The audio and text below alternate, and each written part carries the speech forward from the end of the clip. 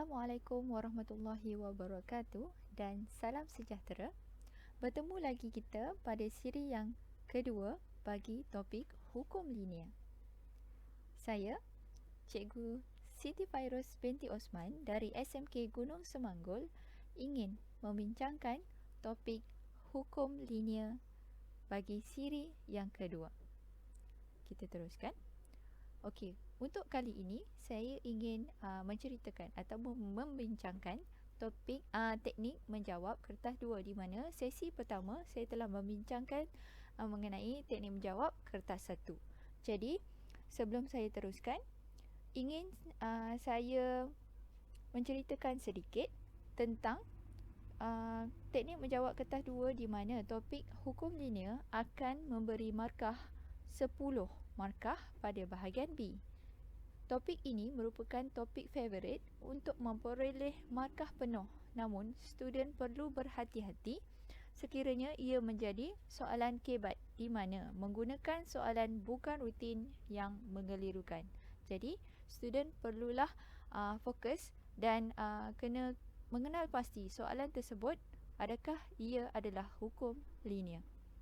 Okey, kita teruskan. Okey, soalan pertama. Jadual 1 menunjukkan nilai-nilai dua pemboleh ubah X dan Y yang diperoleh daripada satu eksperimen. Pemboleh ubah X dan Y dihubungkan oleh persamaan Y sama dengan VT kuasa X dengan keadaan V dan T ialah pemala. Okey, so data diberikan X dan Y dalam jadual 1. Jadi, plot graf log 10Y melawan X dengan menggunakan skala. Okey, kita gariskan. Okey, skala 2 cm kepada 2 unit pada paksi X. Dan seterusnya, 2 cm kepada 0.2 unit pada paksi Y. Okey, di mana kita perlu melukis pada paksi X adalah log 10Y dan pada paksi X adalah nilai X. Okey. Jadi, untuk memperoleh 4 markah, apa yang perlu student lakukan? Seperti siri yang pertama, step pertama, student perlu membuat jadual baharu apabila untuk mendapatkan log 10Y, di mana data yang diberi hanya X dan Y. Jadi, student perlu mencari log 10Y. Jadi, macam mana yang perlu dilakukan? Okey, baik. Saya menggunakan calculator. Okey, calculator saya tak boleh buka. So, apa yang perlu student lakukan adalah menekan calculator log 10. Okey, log 10. Y digantikan dengan nilai 6.92. Jadi, setelah menekan kalkulator, student akan mendapat 0.84. Jadi, student akan ubahlah setiap nilai Y mengikut data yang diberikan. Okey, jadi apabila dah substitute dan dapat nilai, masukkan dalam jadual yang baharu. So, itu data yang diperoleh. Jadi, ini mendapat markah pertama. Okey, seperti biasa, untuk mendapat 4 markah tersebut, paksi dan skala akan memperoleh markah kedua mengikut maklumat yang diberikan. Okey, dan markah yang ketiga akan diperoleh daripada plot data yang student letakkan pada graf dengan tepat. So, semua perlu tepat, barulah mendapat markah yang ketiga. Dan seterusnya, markah yang keempat diperoleh dengan student melukis graf penyuaian terbaik. So, markah yang terakhir untuk bahagian ini adalah garis penyuaian terbaik. Okey, so seterusnya. Okey, kita tengok. Untuk menjawab soalan seterusnya, kita perlu menerbitkan dahulu persamaan linear untuk samakan dengan graf yang telah dilukis. Jadi, daripada y sama dengan bt kuasa x, kita akan jadikan dia dalam bentuk log 10y. Jadi, kita akan tambah log 10y di sebelah kanan dan menambah log 10 pada sebelah kiri, kedua-dua side. Okey, jadi apa yang kita peroleh dengan hukum log, kita akan dapat log 10y sama dengan log 10v tambah log 10t kuasa x. Jadi, x bawa ke hadapan, bermaksud di sini kita akan dapat log 10y bersamaan dengan log 10v tambah x log 10t. Okey, so kita bandingkan dengan y sama dengan mx tambah c, kita akan dapat log 10y adalah y, log 10t adalah m, x adalah x, dan log 10v adalah c, di mana m adalah kecerunan bersamaan dengan log 10t dan c adalah pintasan y bersamaan dengan log 10v.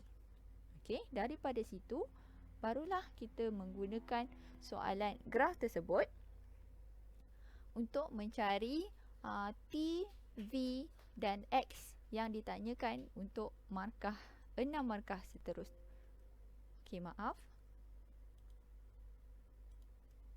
Okey, kita pergi balik. Maaf ya. Okey, jadi apa yang perlu kita buat adalah ada hasil daripada pengiraan kita tadi, log 10y sama dengan x log 10t tambah log 10v. Jadi kita nak dapatkan nilai t, jadi kita samakan dengan kecerunan.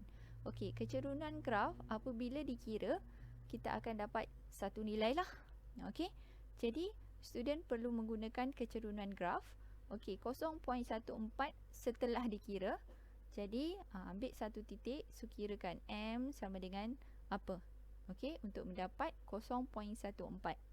Okey, sama ada nak menggunakan titik yang paling senang untuk dikira ataupun titik yang kena pada garis penyuaian terbaik tersebut. Okey, akan dapat 0.14. Okey, so setelah mendapat nilai tersebut, kita nak dapatkan nilai t. Jadi nak dapat nilai t perlulah menggunakan hukum indeks, di mana t bersamaan dengan 10 kuasa 0.146. So akan mendapat t adalah 1.4. Jadi markahnya diperoleh daripada, okey, ini yang pertama dan ini yang kedua. Okey, seterusnya soalan kedua. Untuk mencari v, kita dah bandingkan tadi dan mengetahui log 10v bersamaan dengan pintasan y, di mana pintasan y pada graf adalah 0.7. So daripada situ kita akan buat perkara yang sama. Log v sama dengan 10 kuasa 0.7. So kita akan dapat nilai v adalah 5.01. So kita akan dapat markah 3 di sini. Okey, sini 1, sini 2.